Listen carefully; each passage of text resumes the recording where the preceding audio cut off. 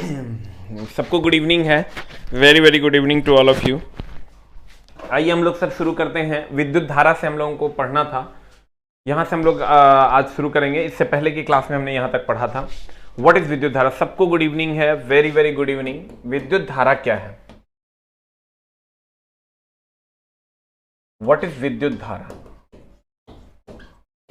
अगर सर यहां से आप रेगुलरली क्लास नहीं करते हैं तो फिर आपको क्लास का कोई फायदा नहीं मिलेगा, इसका प्रॉपरली ध्यान रखें। अगर आप रेगुलरली क्लास नहीं करते हैं तो आपको क्लास का कोई फायदा नहीं मिलेगा, कृपया इसका प्रॉपरली ध्यान रखें। एक भी क्लास अगर आपका छूट जाएगा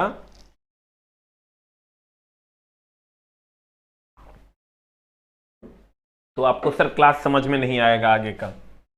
विद्युत धारा क्या है, विद्युत धारा हम कहते हैं सर आवेश के प्रवाह की दर को विद्युत धारा कहते हैं, या आवेश के प्रवाह को विद्युत धारा कहते हैं। मेनली होता है आवेश प्रवाह की दर को विद्युत धारा कहते हैं। आवेश प्रवाह की दर जो है वो विद्युत धारा है। आवेश प्रवाह की दर को विद्युत धारा कहते हैं। सबको गुड इवनिंग है सर। यानी इसका जो फॉर्मूला होता है वो होता है I is equal to Q by T. I is equal to होता है क्यू बाई टी। इसका यूनिट अगर निकालोगे तो कूलम बटा सेकंड, ये हो जाता है कूलम पर सेकंड। और कूलम पर सेकंड को ही हम एम्पियर कहते हैं। कूलम पर सेकंड को ही हम एम्पियर कहते हैं। तो कहते हैं I is equal to Q by T, that is coulomb बटा सेकंड। और कूलम बटा सेकंड को ही हम एम्पियर कहते हैं। तो कहने का मतलब यह हुआ कि विद्युत धारा जो है वो आवेश के प्रवाह की दर है और इसका यूनिट I बराबर होता है क्यू बाई टी। तो कूलम बटा सेकंड, कूलम पर सेकंड, इसको हम एम्पियर कहते हैं। विद्युत धारा एक अदिश राशि है, इसमें दिशा तो है उच्च विभव से निम्न विभव की ओर, लेकिन फिर भी यह अदिश राशि है। क्यों अदिश राशि है उसका कारण है। अदिश राशि इसलिए है क्योंकि यह सदिश के जोड़ नियम का पालन नहीं करता है। विद्युत धारा जो है इस सदिश के जोड़ नियम का पालन नहीं करता, इसलिए यह सदिश नहीं है। सदिश के जोड़ नियम का पालन यह नहीं करता है, इसलिए यह अदिश है। विद्युत धारा में दिशा भी है उच्च विभव से निम्न विभव की ओर, फिर भी यह अदिश है। क्योंकि सर सदिश होने के लिए दो चीजों का होना अनिवार्य है, एक तो दिशा होना चाहिए और दूसरा कि सदिश के जोड़ नियम का पालन करना चाहिए। दिशा तो है लेकिन जोड़ नियम का पालन नहीं करता, इसलिए सदिश कहता है तू मेरे खानदान से निकल के अदिश में चला जा। तो कहते हैं सर, गौर फरमाइएगा, किसी तत्व या पदार्थ में से इलेक्ट्रॉन का प्रवाह या विद्युत धारा कहलाता है, या आवेश के प्रवाह की दर को विद्युत धारा कहते हैं। I इज इक्वल टू होता है क्यू बाई टी। और इसका यूनिट अगर निकालोगे तो कूलम बटा second, that is coulomb per second. और कूलम पर सेकंड को ही हम एम्पियर कहते हैं। कूलम पर सेकंड को ही हम क्या कहते हैं, एम्पियर कहते हैं। अब कहता है इसका SI मात्रक जो होता है, इसका SI मात्रक एम्पियर या कूलम बटा सेकंड होता है। खूब पूछता है एम्पियर या कूलम बटा सेकंड होता है। यह किसी बिंदु से एक सेकंड में कितना 6.28 × 1018 इलेक्ट्रॉन्स प्रवाहित हो जाए तो विद्युत धारा का मान 1 एम्पियर होता है। कितना एम्पियर होता है, यदि किसी बिंदु से एक सेकंड में 6.28 × 1018 इलेक्ट्रॉन प्रवाहित हो जाए तो कहते हैं कि 1 एम्पियर की धारा प्रवाहित हुई है। इस सर ये वैल्यू आया कहां से है। आप सर जो पढ़ते हैं एक क्वेश्चन आता है, इसको अगर आपके पास नोटबुक होगा तो उसको हम लोग लिख लेंगे। एक फॉर्मूला होता है Q बराबर IT, और Q बराबर एक फॉर्मूला होता है NE बराबर होता है IT, जहां N बराबर हो जाता है IT बाई E। कल के साइंस टेस्ट के डिस्कशन में भी यह सवाल था। N क्या है, N त्याग या ग्रहण किए गए इलेक्ट्रॉन की संख्या है। त्याग या ग्रहण किए गए इलेक्ट्रॉन की संख्या है। तो यहां से जब हम सर इसका वैल्यू जब हम रखते हैं n का मान जब I के बदले IT बाई E है, अगर I के बदले हम 1 एम्पियर, टाइम के बदले 1 सेकंड और इलेक्ट्रॉन का चार्ज 1.6 × 10⁻⁻19 रखते हैं, तब जो ये निकल कर आता है वो निकल कर आता है 6.28 × 1018 इलेक्ट्रॉन। तब ये निकल कर आता है 6.28 × 1018 इलेक्ट्रॉन। कितना इलेक्ट्रॉन निकल कर आता है, 6.25 × 1018 इलेक्ट्रॉन। तो कहते हैं सर यही वैल्यू से निकल कर आया कि जब 1 एम्पियर की धारा जब 1 एम्पियर की धारा प्रवाहित होती है तो त्याग या ग्रहण किए गए इलेक्ट्रॉन की संख्या 6.25 × 1018 इलेक्ट्रॉन होता है, वही यहां लिखा हुआ है। कहते हैं डायरेक्ट क्वेश्चन आता है कि यदि किसी बिंदु से 1 सेकंड में 6.28 × 1018 इलेक्ट्रॉन प्रवाहित हो जाए तो विद्युत धारा का मान कितना एम्पियर होगा? 1 एम्पियर होगा। अब कहते हैं विद्युत धारा के बारे में कि विद्युत धारा का जो वेग होता है, देखिए सर एक चीज का हमेशा ध्यान रखिएगा, ध्वनि का वेग, ध्वनि का वेग कहें या ध्वनि को ही हम दाब तरंग भी कहते हैं या इसी को हम यांत्रिक तरंग भी कहते हैं, इस सब का वेग जो होता है वो होता है 332 मीटर पर सेकेंड। अब बाद बाकी अगर आपको कुछ भी कहता है, बाद बाकी में अगर आपको कुछ भी कहता है तो इसका जो वेग होता है वो होता है 3 × 10⁸ मीटर पर सेकेंड। बाद बाकी में कुछ भी अगर कहता है तो इसका वेग हो जाता है 3 × 10⁸ मीटर पर सेकेंड। अब देखिए बाद बाकी में क्या क्या आता है। बाद बाकी में आपका आता है पहला विद्युत चुंबकीय तरंग, विद्युत चुंबकीय तरंग, विद्युत चुंबकीय तरंग। दूसरा आता है आपका विद्युत चुंबकीय तरंग में गामा, एक्स, पराबैंगनी, दृश्य, अवरक्त, सूक्ष्म, रेडियो, दीर्घ सब आ जाएगा। उसके बाद आपका आता है प्रकाश तरंग, इसका भी वेग 3 × 10⁸ होता है। उसके बाद आता है ऊष्मीय विकिरण, ऊष्मा अगर कहीं पर भी जाती है तो उसका भी वेग 3 × 10⁸ मीटर पर सेकेंड होता है। उसके बाद आता है विद्युत धारा, इसका भी जो वेग होता है वो 3 × 10⁸ मीटर पर सेकेंड होता है। विद्युत चुंबकीय तरंग में 6.25 या 6.28 बहुत ज्यादा सर फर्क नहीं पड़ता क्योंकि 10⁸ है। 10⁵ होता है तो 1 लाख होता है, 10⁻6 होगा तो 10 लाख, 10⁻7 होगा तो 1 करोड़, 10⁻8 होगा तो 10 करोड़, 10⁻9 होगा तो 1 अरब, 10⁻18 है तो सर 25 और 28 का बहुत ज्यादा लोचा नहीं है। तो कहते हैं ध्वनि तरंग का जो वेग होता है वो 332 मीटर पर सेकंड होता है। बाद बाकी कुछ भी पूछ लेगा तो 3 × 10⁸ मीटर पर सेकंड, जिसमें आपका विद्युत चुंबकीय तरंग है, जिसमें गामा है, गा, ए, पौद्री, अशु, रेदी से हम लोग याद रखते हैं, और गा, ए, पौद्री, अशु, रेदी। तो कहते हैं इसमें गामा है, एक्स है, पराबैंगनी है, दृश्य, अवरक्त है, सूक्ष्म है, रेडियो है, दीर्घ है। इस सब तरंग का वेग जो होता है 3 × 10⁸ होता है। प्रकाश तरंग का वेग 3 × 10⁸ होता है। ऊष्मीय विकिरण का वेग 3 × 10⁸ होता है। विद्युत धारा का जो वेग होता है वो भी 3 × 10⁸ मीटर पर सेकेंड होता है। ठीक है, अब देखिए तो कहते हैं ध्वनि तरंग, दाब तरंग, यांत्रिक तरंग ये 332 मीटर पर सेकेंड होता है। बाद बाकी का 3 × 10⁸ मीटर पर सेकेंड होता है। कहते हैं विद्युत धारा का वेग प्रकाश के समान होता है 3 × 10⁸ मीटर पर सेकेंड। विद्युत धारा एक अदिश राशि है, पूछता है क्योंकि यह सदिश के जोड़ नियम का पालन नहीं करता है। तो कहते हैं गौर फरमाइएगा, विद्युत धारा हमेशा बंद, अब ध्यान दीजिएगा सर, कहा जाता है कि विद्युत धारा जो है वो हमेशा बंद परिपथ में प्रवाहित होती है। जैसे अगर मान लो ये अगर ऐसा है तो ये खुला परिपथ है, इसको हम कहते हैं खुला परिपथ, और अगर ये ऐसा है तो इसको हम लोग कहते हैं बंद परिपथ, बंद परिपथ। तो सर खुला परिपथ में इसमें विद्युत धारा का मान 0 होता है, जबकि बंद परिपथ अगर है तो इसमें विद्युत धारा का मान होगा, इसमें विद्युत धारा का मान 0 नहीं होता है। ध्यान दीजिएगा, देखते हैं सर, हम टाइम नहीं मिल पा रहा है इसलिए सर हम DFCCIL पे वीडियो नहीं बनाए हैं, बहुत जल्द बना देंगे। देखिए खुला परिपथ में विद्युत धारा का प्रवाह इसमें नहीं होता है, जबकि बंद परिपथ में विद्युत धारा का प्रवाह होता है। अब विद्युत धारा हमेशा कम प्रतिरोध का मार्ग चुनती है, जिधर से कम विरोध होगा उधर से विद्युत धारा प्रवाहित होगा। और अगर हम सर विद्युत धारा की बात करें तो विद्युत धारा और इलेक्ट्रॉन का प्रवाह में थोड़ा सा कंफ्यूजन है, वैज्ञानिकों को भी।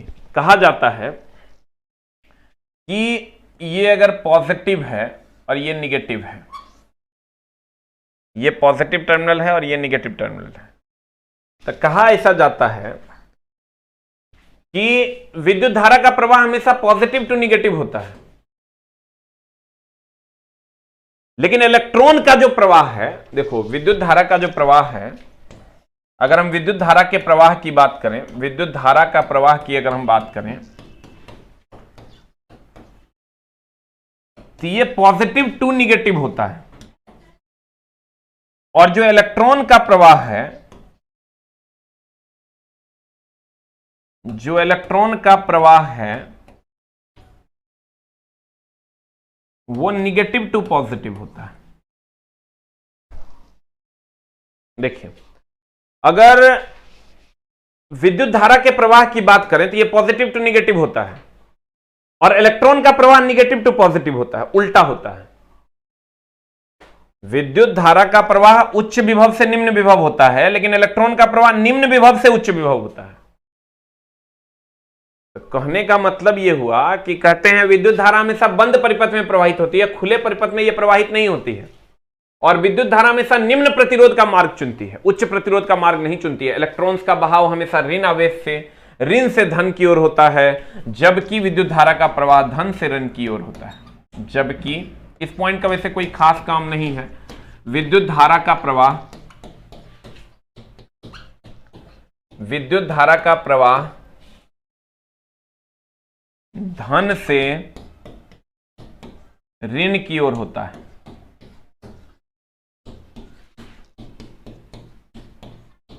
ऋण की ओर होता है, जबकि विद्युत धारा का प्रवाह जो है वो धन से ऋण की ओर होता है। देखिए, इलेक्ट्रॉन्स का बहाव हमेशा ऋण से धन की ओर, और विद्युत धारा का प्रवाह हमेशा धन से ऋण की ओर। आप कहिएगा निगेटिव टू पॉजिटिव, इसमें मामला क्या है सर? इसमें मामला यह है कि आज तक वैज्ञानिक भी इसको नहीं सर क्लियर कर पाया कि ऐसा क्यों होता है। तो हम लोगों को भी मान लेना है। अगर कहेगा इलेक्ट्रॉन का प्रवाह कहेंगे ऋण से धन, कहेगा विद्युत धारा का प्रवाह कहेंगे धन से ऋण। तो विद्युत धारा का प्रवाह हमेशा बंद परिपथ में होता है, विद्युत धारा हमेशा निम्न प्रतिरोध का मार्ग चुनती है। और कहते हैं सर ओम का नियम। अब ओम का नियम क्या है? ओम का नियम अगर आप पढ़े होंगे सर कभी भी, तो आप सर पढ़े होंगे V बराबर IR। वोल्टेज जो है वो समानुपाती होता है करंट के। तब जब जॉब लगती है ना, तब ये मेहनत याद आता है कि हमने मेहनत किया इसलिए आपको जॉब मिला। तो इतना आसान भी नहीं है कि मेहनत सभी बच्चे कर नहीं पाते हैं, इसलिए सबको जॉब लगती भी नहीं है, और इसलिए सब इसका लुत्फ उठा भी नहीं पाते हैं। तो अब आपको इस तय करना होगा कि आपको क्या करना है। कहते हैं वोल्टेज समानुपाती होता है चला करंट के। अब वोल्टेज समानुपाती होगा करंट के, तो V समानुपाती होगा करंट के। ये कहता है कब होगा? जब सभी भौतिक अवस्थाएं नियत रहेंगी। जब सभी भौतिक अवस्था नियत रहेगा, जब सभी भौतिक अवस्था नियत रहेगा।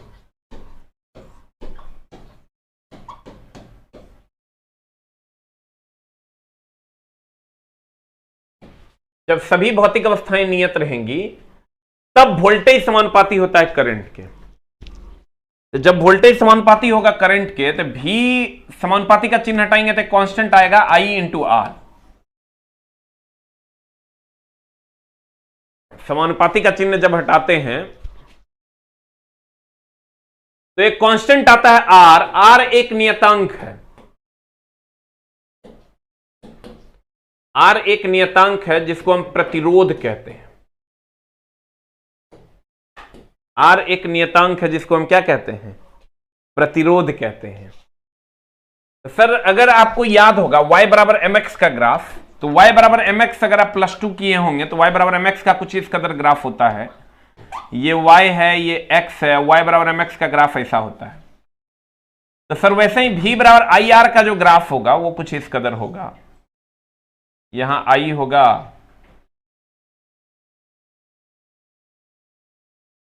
ये I होगा, और ये V होगा, और ये ग्राफ ऐसा होगा। जैसे y बराबर mx का ये ग्राफ है, वैसे ही ओम के नियम का ये ग्राफ है। अब देखिए ओम का नियम क्या कहता है, ध्यान दीजिएगा सर। ओम का नियम कहता है, इंटर में ये सब पढ़े। हाँ सर इंटर में ये सब पढ़ना है, ये बेसिक है जो आपको 10th में पढ़ना है। 10th और इंटर दोनों में पढ़ना है। लेकिन यहां आप जब लास्ट में जाइएगा ना, थोड़ा सा अलग होगा। जो आपको हम देने वाले हैं वो थोड़ा सा अलग है। वो जब आप जाइएगा तो ये इस चैप्टर का 1-2 क्लास के बाद या दो क्लास के बाद हम टेक्निकल में प्रवेश कर जाएंगे। जो टेक्निकल इसी चैप्टर का टेक्निकल टर्म होगा वो हम लोग पढ़ेंगे। उसके बाद तो कंप्लीट टेक्निकल में ही जाएंगे हम लोग, जो कि आप 10th-12th में उसका भी बेसिक आप पढ़ चुके हैं। मोटर किसको कहते हैं ये आपने पढ़ा है, फंक्शन क्या है वो आप यहां पढ़िएगा।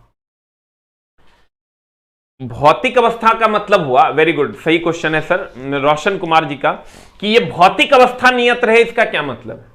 तो सर भौतिक अवस्था का मतलब हुआ तापमान, आर्द्रता, दाब, ये हो गया तापमान, आर्द्रता, दाब, ये सब अगर नियत रहता है, कांस्टेंट रहता है, तभी वोल्टेज समानुपाती होगा करंट के। अगर ये कांस्टेंट नहीं रहता तो वोल्टेज समानुपाती करंट के नहीं होगा। कहते हैं y बराबर mx का ये ग्राफ है तो ओम के नियम का ग्राफ होगा v बराबर IR। कहते हैं गुरुजी नियतांक फिक्स है। हां सर, सभी तार का प्रतिरोध जो होता है वो फिक्स होता है, ये बदलता नहीं है। किसी भी तार का प्रतिरोध उसके सबस्टांस पर निर्भर करता है। अगर सबस्टांस आप बदल दीजिएगा, कॉपर की जगह एल्युमिनियम ले आइएगा, तभी प्रतिरोध बदलेगा, नहीं तो प्रतिरोध नहीं बदलेगा। इसीलिए कहते हैं ये नियतांक होता है। सही क्वेश्चन है राजन जी। सर भौतिक अवस्था क्या होता है? भौतिक अवस्था वह अवस्था होता है सर जिसको आप अनुभव कर सकते हैं। एक होता है भौतिक अवस्था, एक होता है रासायनिक अवस्था। अगर केमिकल रिएक्शंस हो गया तो वो रासायनिक अवस्था हो गया। ताप है, दाब है, आर्द्रता है, ये भौतिक अवस्थाएं हैं। तो कहते हैं देखिए ओम का नियम, अगर सभी स्थितियां नियत रहे तो किसी चालक में सभी स्थितियां नियत रहे, मतलब सभी भौतिक स्थिति नियत रहे, यानी ताप नियत रहे, दाब नियत रहे, आर्द्रता नियत रहे, ये नहीं बदले, तो वोल्टेज उससे प्रवाहित धारा के समानुपाती होगा, भी समानुपाती होगा I, भी बराबर होगा IR, जहां R एक नियतांक है जिसे चालक का प्रतिरोध कहते हैं। R इज इक्वल टू होता है V बाय I। तो V हो गया वोल्ट, I हो गया एम्पियर, तो वोल्ट बटा एम्पियर ये ओम हो जाएगा। ठीक है, वोल्ट बटा एम्पियर ये क्या हो जाएगा? ओम हो जाएगा। तो इसका एसआई मात्रक की अगर हम बात करें तो इसका एसआई मात्रक की अगर बात करोगे तो सर V बराबर होता है IR, V बराबर हो जाता है IR, V बराबर हो जाता है IR। तो अगर V बराबर हो जाता है IR तो R इज इक्वल टू हो जाएगा V by I। R is equal to हो जाएगा V बाय I। तो यहां से अगर R का यूनिट हम निकालते हैं तो ये हो जाएगा वोल्ट अब बट्टा एम्पियर, और इसको हम वोल्ट पर एम्पियर लिखते हैं। ये एम्पियर ऊपर जाएगा पर एम्पियर है, वोल्ट पर एम्पियर को ही हम ओम लिखते हैं। वोल्ट पर एम्पियर को ही हम क्या लिखते हैं? ओम लिखते हैं। कहते हैं कि R एक नियतांक है जो चालक का प्रतिरोध है, तो R बराबर हो जाएगा V बराबर IR, तो R बराबर V बाय I। अब V बोले तो वोल्ट, I बोले तो एम्पियर, अब वोल्ट बटा एम्पियर को हम ओम लिखते हैं। अब कहता है ध्यान दीजिएगा ओम का नियम किस किस चीज पर लागू होता है और किस पर लागू नहीं होता है, इस पर चर्चा करते हैं। तो ओम का नियम सर सब पर लागू होता है, खाली एक जगह लागू नहीं होता है ओम का नियम। ओम का नियम मात्र एक जगह लागू नहीं होता है, वो होता है अर्धचालक। अर्धचालक पर ओम का नियम लागू नहीं होता है, बाकी सभी जगहों पर ओम का नियम लागू होता है। खाली कहां लागू नहीं होता है? अर्धचालक पर। कहेगा एसी पर कहेंगे लागू होता है, कहेगा डीसी पर कहेंगे लागू होता है, कहेगा एसी पर, डीसी पर, सब पर लागू होता है। कहेगा एक दिशात्मक धारा पर कहेंगे लागू होता है, द्विदिशात्मक धारा पर कहेंगे लागू होता है। आप कहेगा ये एक दिशात्मक, द्विदिशात्मक क्या है? अल्टरनेटिंग करंट जो होता है इसको हम द्विदिशात्मक धारा कहते हैं, द्विदिशात्मक धारा कहते हैं। और डीसी जो होता है डायरेक्ट करंट, इसको हम एक दिशात्मक धारा कहते हैं। एसी अल्टरनेटिंग करंट है, इसको हम द्विदिशात्मक धारा कहते हैं। डीसी इसको हम एक दिशात्मक धारा कहते हैं। ऐसे ये आपका एक दिशात्मक धारा है। तार का एम्पियर कैसे मापते हैं? अमीटर के द्वारा। देखो एसी को द्विदिशात्मक धारा कहते हैं क्योंकि ये अप और डाउन दोनों में जाता है, और डीसी को एक दिशात्मक धारा कहते हैं, ये सब पर लागू होता है। इंडक्टर पर लागू होता है। इंडक्टर होता है प्रेरकत्व। प्रेरक क्या होता है? जब तार को कॉइल के रूप में लपेट दिया जाता है जिसको हम प्रेरक कहते हैं, इस पर भी लागू होता है। एक कैपेसिटर होता है जो पंखा में रहता है, उस पर भी लागू होता है। रजिस्टर एसी पर तो लागू होबे करता है, डीसी पर तो लागू होबे करता है। एक दिशात्मक द्विदिशात्मक दोनों धारा पर लागू होता है। खाली एक जगह लागू नहीं होता है, वो खाली याद कर लो, बाद बाकी सब जगह लागू होता है। अर्धचालक पर लागू नहीं होता है, बाद बाकी सब जगह लागू होता है। कहते हैं प्रतिरोध संधारित्र प्रेरक। प्रतिरोध तो रजिस्टर हो गया जो हम लोग ऐसा वाला, संधारित्र हो गया कैपेसिटर, जो पंखा में लगा हुआ होता है गोल वाला। प्रेरकत्व हो गया जब तार को सर हम कॉइल के रूप में लपेट देते हैं तो इसको हम प्रेरकत्व कहते हैं। तो इसमें भी लागू, पर भी ओम का नियम लागू होता है। ओम का नियम रेखीय और द्विदिशात्मक परिपथ में भी काम करता है। ओम का नियम की अगर बात करोगे एसी और डीसी दोनों में काम करता है। एसी के लिए आर के जगह पर प्रतिबाधा जेड का प्रयोग करते हैं, लेकिन इसको सर हम लोग alternating current and polyphase system में पढ़ेंगे। ध्यान दीजिएगा, श्रृंग और गर्त, वेरी गुड। श्रृंग और गर्त बनता है सर इसमें, ये ऊपर वाला को कहते हैं, ऊपर वाला को कहते हैं सर इंद्रमणि जी, ऊपर वाला को कहते हैं श्रृंग, ऊपर वाला को कहते हैं श्रृंग और नीचे वाला को कहते हैं गर्त। नहीं कहते हैं गर्त में चले जाओगे, गर्त में चले जाओगे मतलब नीचे जाओगे, गर्त में चले जाओगे मतलब क्या होगा, नीचे चले जाओगे। तो कहते हैं मेरी जान कि ओम का नियम का ये ग्राफ हो गया, V बराबर आई आर आपके सामने है। करंट इस एक्सिस पे होगा, वोल्टेज इस एक्सिस पे। याद नहीं रहे तो करंट और वोल्टेज के लिए ध्यान रखिएगा, एक्स एक्सिस और वाई एक्सिस में पहले एक्स होता है बाद में वाई होता है, पहले आई होता है बाद में V होता है, पहले एक्स होता है बाद में वाई होता है, पहले आई होता है बाद में V होता है, पहले एक्स होता है बाद में वाई होता है, पहले आई होता है बाद में V होता है।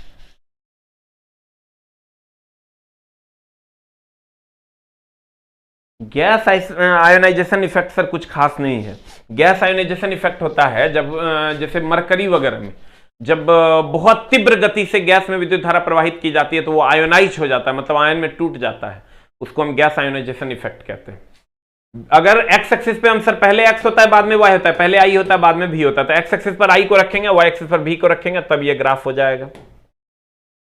अब कहता है प्रतिरोध, सर नामे से क्लियर है प्रतिरोध, नाम कहता है सर प्रतिरोध। व्हाट इज प्रतिरोध?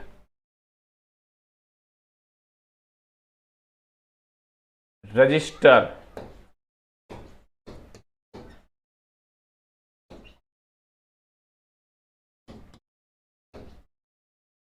प्रतिरोध बोले तो रेजिस्टेंस, प्रतिरोध बोले तो क्या, रेजिस्टेंस। रेजिस्टेंस की अगर हम बात करें सर तो रेजिस्टेंस क्या है योगेंद्र कुमार जी?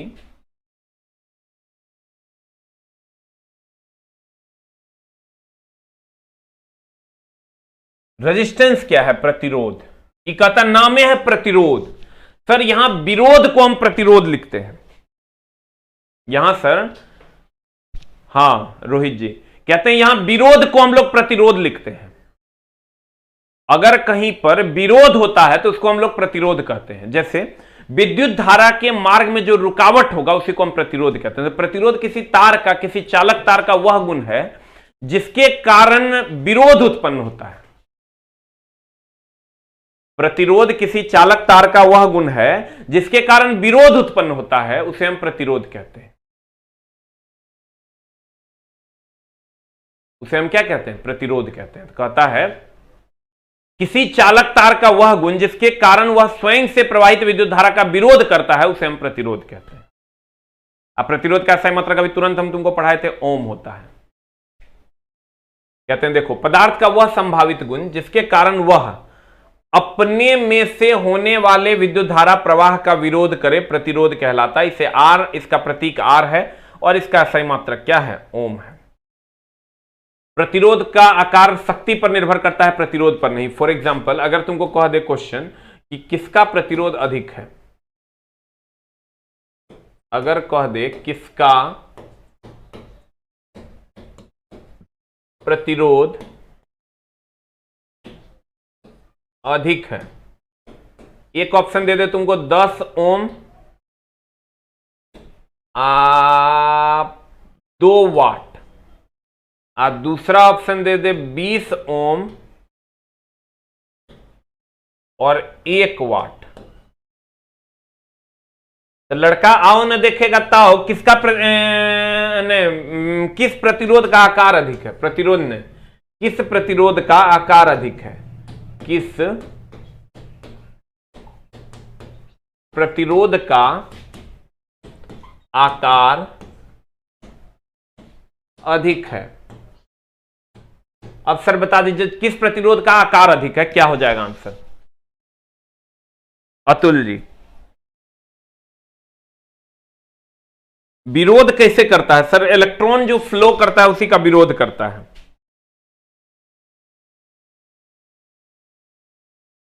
जल्दी बताइए सर, प्रतिरोध का आकार शक्ति पर निर्भर करता है, प्रतिरोध पर नहीं। अब इसका आंसर जल्दी से बता दीजिए क्या हो जाएगा। सर ये 10 ओम है और ये 20 ओम है, तो लड़का खट से ये 20 ओम मार देगा। जबकि सर प्रतिरोध पर निर्भर नहीं करता, इस शक्ति पर निर्भर करता है। तो 1 वाट और 2 वाट में किसकी शक्ति ज्यादा है? 2 वाट की शक्ति ज्यादा है, इसलिए ये आंसर हो जाएगा। हाँ वेरी गुड, सही आंसर। हाँ एकदम सही है सर, आप लोग एकदम सही मार रहे हैं। अब आप कहिएगा कि सर प्रतिरोध पर निर्भर क्यों नहीं करता? इसलिए नहीं करता है सर क्योंकि ये हमेशा वोल्टेज कांस्टेंट नहीं होता है, इसलिए प्रतिरोध पर निर्भर नहीं करता है। तो इसलिए आप ध्यान में रखेंगे कि हमेशा शक्ति पर निर्भर करता है, ना कि प्रतिरोध पर। ये सर सिंबल है, ये प्रतिरोध का सिंबल है, ये भी प्रतिरोध है। लेकिन ये अगर एगो तीर ऐसे दे देगा तो ये प्रतिरोध नहीं होता है, तब ये हो जाता है परिवर्ती प्रतिरोध का सिंबल। ये हो जाता है परिवर्ती प्रतिरोध का सिंबल, परिवर्ती प्रतिरोध का सिंबल। ये अगर ऐसा तीर दे दे प्रतिरोध में तो ये प्रतिरोध नहीं होता, परिवर्ती ये प्रतिरोध है और ये परिवर्ती प्रतिरोध का सिंबल है। पूछ देता है कभी कभी। अब देखो, कहते हैं चालक के तार को प्रभावित करने वाले कारक। अब देखो चालक के तार को कौन कौन प्रभावित करते हैं। चालक के तार को प्रभावित करता है प्रतिरोध जो है वो समानुपाती होता है चालक तार का लंबाई का। लंबाई जितना ज्यादा होगा प्रतिरोध उतना ज्यादा होगा, लंबाई जितना कम होगा प्रतिरोध उतना कम होगा। आप कहिएगा ये जैसे मान लीजिए कि ये कोई चालक तार है, ये अगर कोई चालक तार है तो यहां से यहां तक की लंबाई हो गई इस चालक तार की, या कोई तार है तो इसका लंबाई हो गया L, ये अनुप्रस्थ काट का क्षेत्रफल हो गया A। तो अनुप्रस्थ काट का जो क्षेत्रफल होता है वो व्युत्क्रमानुपाती होता है चालक तार के प्रतिरोध का। अगर अनुप्रस्थ काट का क्षेत्रफल ज्यादा होगा तो प्रतिरोध कम होगा, अनुप्रस्थ काट का क्षेत्रफल कम होगा तो प्रतिरोध ज्यादा होगा। चालक तार की लंबाई अधिक होगी तो प्रतिरोध अधिक होगा, लंबाई कम होगा तो प्रतिरोध कम होगा। अब देखिए कहते हैं कि चालक तार की लंबाई समानुपाती होता है प्रतिरोध के, क्षेत्रफल बढ़ेगा प्रतिरोध घटेगा, क्षेत्रफल घटेगा प्रतिरोध बढ़ेगा। अब मामला यह है कि अगर R समानुपाती हो जाता है L/A के, R समानुपाती हो जाता है, नहीं अभी तो पहले सर हम किस किस पर निर्भर करता है उस पर चर्चा करते हैं। चालक तार की लंबाई समानुपाती होता है प्रतिरोध के, क्षेत्रफल व्युत्क्रमानुपाती होता है प्रतिरोध के, R समानुपाती होता है तापमान के। तापमान बढ़ेगा तो प्रतिरोध बढ़ेगा, तापमान घटेगा तो प्रतिरोध घटेगा। और R जो है, ध्यान दीजिएगा सर, R जो है वो अलग अलग तार का प्रतिरोध अलग अलग होता है। अलग अलग जो तार है, अलग अलग जो तार है, अलग अलग तार का प्रतिरोध अलग अलग होता है। अलग अलग तार का प्रतिरोध अलग अलग होता है, अलग अलग तार का प्रतिरोध अलग अलग होता है। अलग अलग तार का प्रतिरोध जो है वो अलग अलग होता है। देखो कहते हैं चालक सर मेरा R समानुपाती होता है L के, R व्युत्क्रमानुपाती होता है 1/A के, यानी अनुप्रस्थ काट का क्षेत्रफल बढ़ेगा तो प्रतिरोध घटेगा, ये घटेगा तो ये बढ़ेगा। तापमान अगर ज्यादा होगा तो प्रतिरोध बढ़ेगा, तापमान घटेगा तो प्रतिरोध घटेगा। अलग अलग तार का प्रतिरोध अलग अलग होता है। ये 4 फैक्टर्स हैं जो प्रतिरोध को प्रभावित करते हैं किसी भी चालक तार का। कहता है चालक तार का प्रतिरोध को प्रभावित करने वाले कारक, पहला है तापमान। तापमान बढ़ने से चालक का प्रतिरोध बढ़ता है तथा घटने से घटता है। ये पहला है तापमान। तापमान के बढ़ने से बढ़ेगा, घटने से घटेगा। पदार्थ की प्रकृति, तो हम बोले थे अलग अलग धातुओं के तार का प्रतिरोध अलग अलग होता है। टंगस्टन का लोगे उसका प्रतिरोध अलग होगा, अल्युमिनियम का लोगे अलग होगा, चांदी का लोगे अलग होगा। फिर कहता है लंबाई। चालक तार की लंबाई के बढ़ने से प्रतिरोध बढ़ता है और घटने से घटता है। देखो लंबाई बढ़ेगा तो प्रतिरोध बढ़ेगा, लंबाई घटेगा तो प्रतिरोध घटेगा।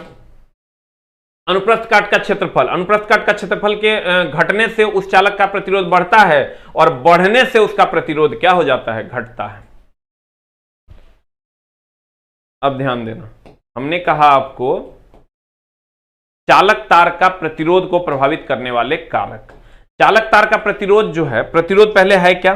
तो प्रतिरोध हमने कहा कि अगर किसी चालक तार, लंबाई के साथ वोल्टेज पर प्रभाव पड़ता है सर। लंबाई के साथ वोल्टेज, जब प्रतिरोध पर प्रभाव पड़ेगा तो ऑब्वियसली वोल्टेज पर भी पड़ेगा। अगर प्रतिरोध पर पड़ेगा इंद्रमणि जी, तो देखिए R समानुपाती होता है लंबाई के। हमको पता है V बराबर होता है IR। तो अगर V बराबर IR होगा तो आप गौर से देखिए, लंबाई बढ़ेगा तो प्रतिरोध बढ़ेगा। अब प्रतिरोध अगर बढ़ेगा तो वोल्टेज भी ना बढ़ेगा। लेकिन सर इसके लिए झोल है, सभी भौतिक अवस्थाएं नियत रहे तबे, सब जगह ओम का नियम लागू नहीं होता है। जैसे आप आगे पढ़िएगा तब आपको पता चलेगा। हाँ, टंगस्टन का गलनांक 3400 डिग्री सी होगा कि 3500 डिग्री सी। क्लियर सर, 3300 से 3700 डिग्री सी, इसके बीच का कोई एक ऑप्शन जो अप्रॉक्स में मिले वही आंसर होगा। त्रिदेव त्रिदर्शी जी, टंगस्टन का जो गलनांक है इसका सर गलनांक अलग अलग जगह पर अलग अलग दिया हुआ है। 3300 degree centigrade to 3700 degree centigrade इसका सर गलनांक होता है। 3700 degree centigrade to 3700 degree C इसका गलनांक होता है।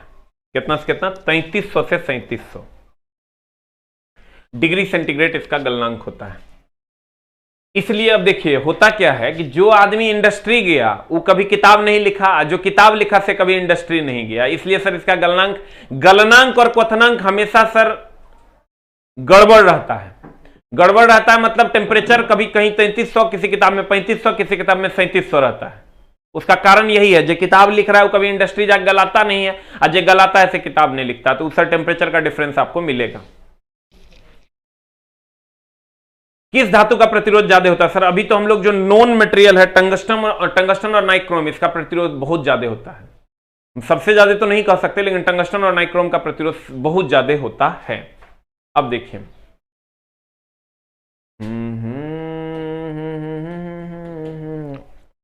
एक बार सर हम शॉर्ट में इसको फिर से रिवीजन करेंगे, और रिवीजन करने के बाद ध्यान दीजिएगा। कहते हैं विद्युत धारा क्या है? विद्युत धारा आवेश के प्रवाह की दर को विद्युत धारा कहते हैं। I is equal to Q by T होता है, कूलम बटा second, coulomb per second that is ampere. यह अदिश राशि है। Q is equal to I T, N बराबर आई टी बाई ई होता है, और 1 एम्पियर की धारा के लिए 6.25 या 2 कर लो इंटू 10⁻18 इलेक्ट्रॉन का प्रवाह होता है। ध्वनि तरंग या दाब तरंग या यांत्रिक तरंग का वेग 332 मीटर पर सेकंड होता है। बाद बाकी कुछ भी कहेगा, विद्युत चुंबकीय तरंग कहे, प्रकाश तरंग कहे, ऊष्मीय विकिरण कहे, विद्युत धारा कहे, सबका वेग 3 × 10⁸ मीटर पर सेकंड होता है। कुछ भी कहे, ध्वनि तरंग, दाब तरंग और यांत्रिक तरंग के अलावा कुछ भी कह देगा तो उसका वेग 3 × 10⁸ मीटर पर सेकंड होता है। इसीलिए कहते हैं विद्युत धारा का वेग भी जो होता है वो 3 × 10⁸ मीटर पर सेकंड होता है।